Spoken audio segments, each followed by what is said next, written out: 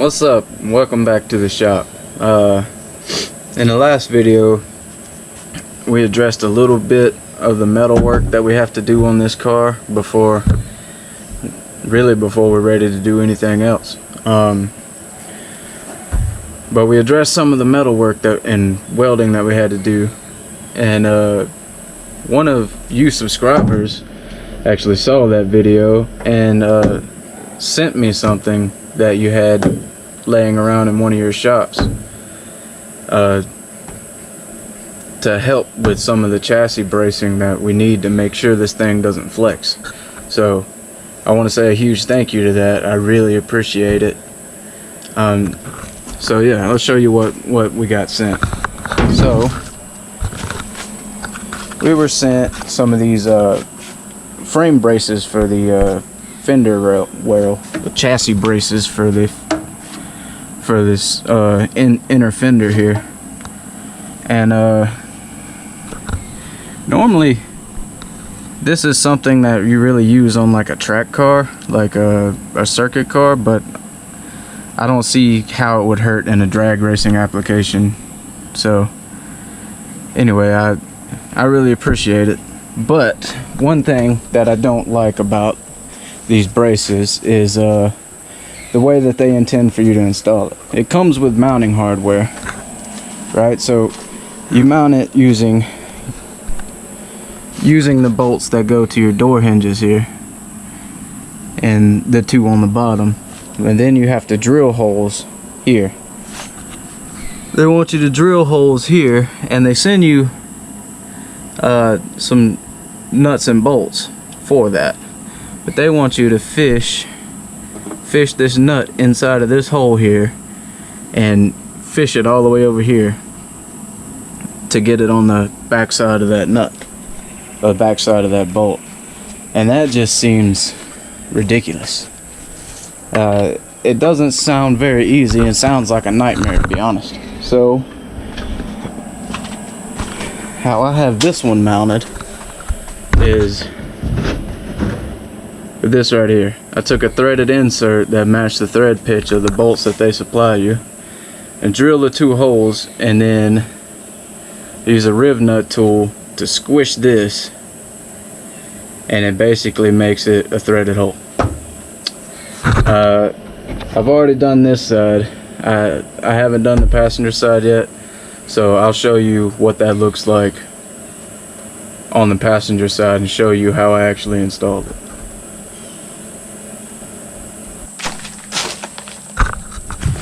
So the first thing that you have to do is you have to remove the bolts that hold your door hinges on, and I'm missing my lower bolts out of these hinges.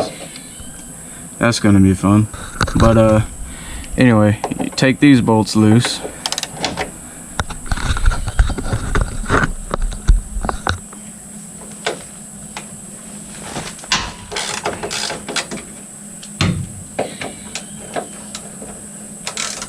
That one is a different size, wouldn't you know it?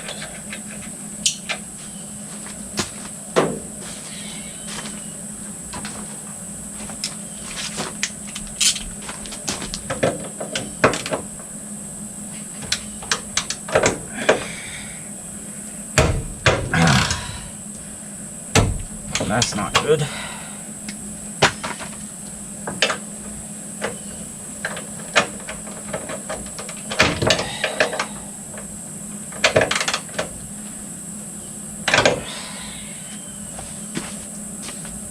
Alright, so like I was saying earlier, the first step is remove your bolts out of your door hinges. And your door is gonna sag a little, so don't worry about that. Mine was a little bit harder to get out because I guess somebody lost the door bolts and replaced it with a bolt that's way longer. This is a factory bolt, and this is the one that they replaced it with. Sorry about, being totally covered in soaked and covered in sweat right now. It's very hot. Check on your friends in Alabama, because we're not doing so good. I think it's like 100 and it's like upper 90s right now, but with the humidity it feels like 105 to 110 degrees. So it's very hot. I'm literally leaving puddles in my shop everywhere I go. But after you get those bolts out, you're going to take your brace and you're going to mount it. You're going to hold it, you're going to mount it in to see where you need to drill those two holes at. So I can't do that with one hand because I have to lift the door up. So give me a second, I'll mount it on there and then I'll show you. So after you get it mounted on here like this,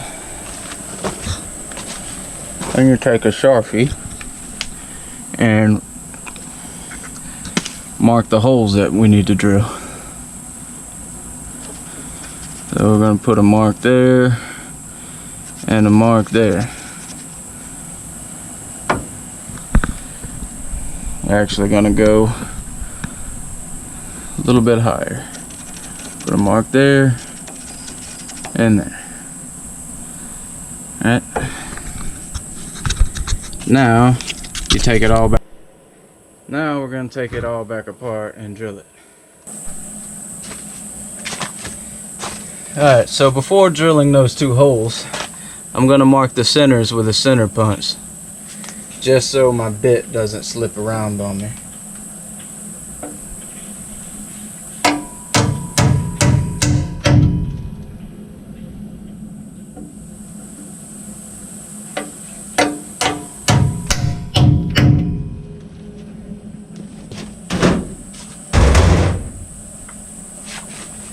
And now you just drill your hole. Or drill a pilot hole with a smaller bit than what the hole size actually needs to be.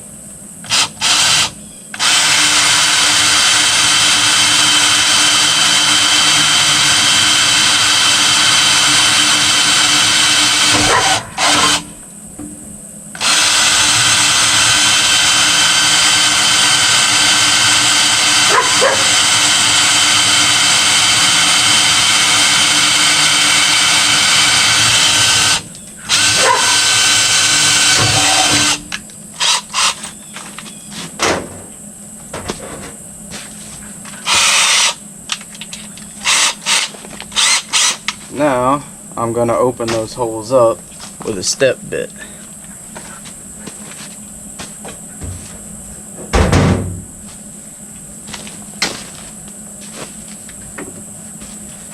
And I'm going to take one of my inserts just to make sure I don't go too large with the hole.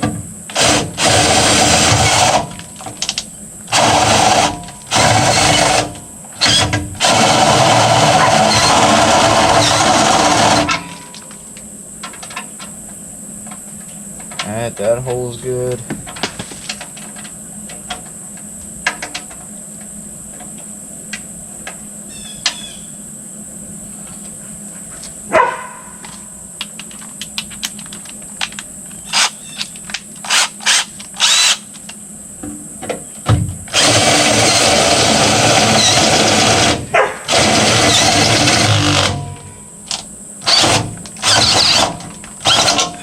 That hole's too big. Way too fucking big.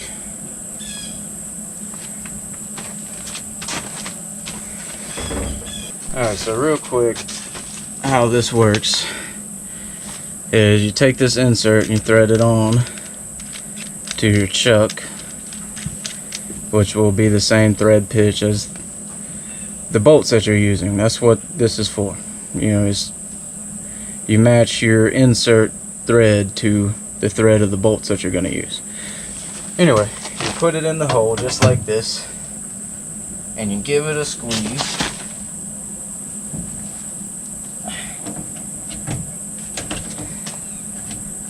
Just like a normal rivet gun, but instead of popping, you know, the head of the rivet to stretch it, you just unthread your chuck. And now you have a threaded insert that you can put a bolt in. So after you measure and put your inserts in, you can bolt it back up.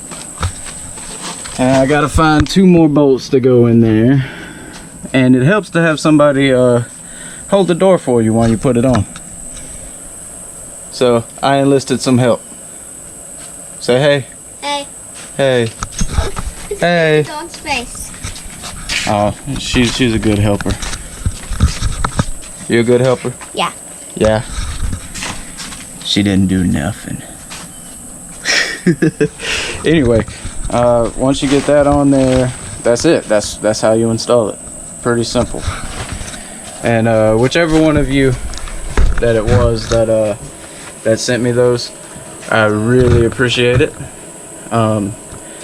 As I said, I don't know which one of you it was. You didn't leave a name or anything. Just said that it's something you had laying around, but you know who you are. Anyway, I really thank you. I think that's really all we have time to do today, but hopefully that'll add some strength to at least this part of the chassis so that it won't flex from the firewall forward. And then discovered some more things. So where I did all this metal work in the last video, so what I did is I welded the some of my nuts from that are inside of this frame rail that mount your factory tow hooks.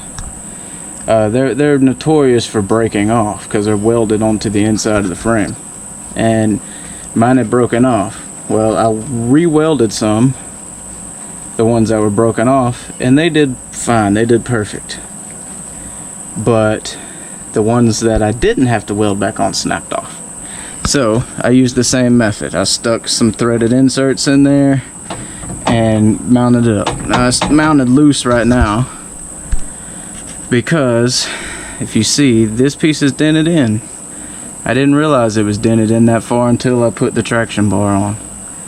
So I have to I'm going to take a slide hammer and a bolt and try to pull this part back out flat, and I might have to redo my end caps, but we will see.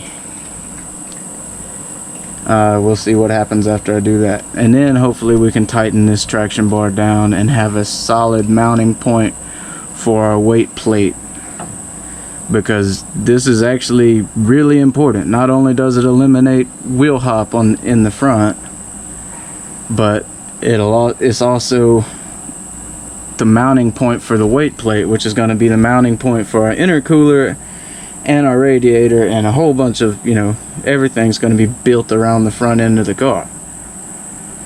So it's really important that this is mounted strongly and can be installed and removed. But that's that's all we have time for today.